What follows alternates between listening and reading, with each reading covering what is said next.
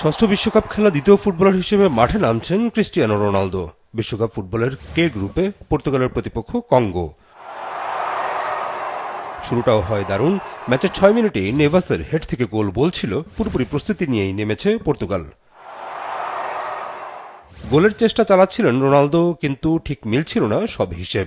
উল্টো এবার চোখ রাঙাতে থাকে কঙ্গো। নেভাস ফার্নান্দেজের চেষ্টাগুলো হয় থামছিল রক্ষণে, নয়তো গোলকিপারের দৃঢ়তায়। এবার সফল কঙ্গো। বিরতির ঠিক আগ মুহূর্তে কর্নার থেকে পাওয়ার সুযোগে হেডে গোল করেন ইউয়ান ইউসা। 1-1 ব্যবধানে সমতা। এক লাইটেই নিশ্চিন্তে চলে দিনের পর দিন।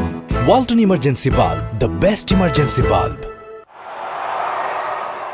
কনসেসাওকে বদলি হিসেবে নামিয়ে আক্রমণের ধার বাড়ানোর চেষ্টা করেন পর্তুগাল কোচ রবার্তো মার্টিনেজ। তবে এমনকি নেতোর সঙ্গে মিলে রোনালদো হন ব্যর্থ। দলকে এগিয়ে নিতে বাড়ে হতাশা। শেষ পর্যন্ত সত্যি হয় সেই হতাশাই। র্যাঙ্কিংয়ের 46 নম্বর দল কঙ্গোর সঙ্গে পয়েন্ট ভাগাভাগি করে ফিফার 5 নম্বর দল পর্তুগাল। অথচ ম্যাচের 75% বল দখলে রেখেছিল পর্তুগিজরা, কিন্তু আক্রমণের বেলায় কঙ্গোর রক্ষণ তাদের অন টার্গেট শট নিতে দিয়েছে কেবল একটি। এই গ্রুপে পরের ম্যাচ আগামী 23 জুন, যেখানে পর্তুগালের প্রতিপক্ষ উজবেকিস্তান আর কঙ্গো খেলবে কলম্বিয়ার বিপক্ষে।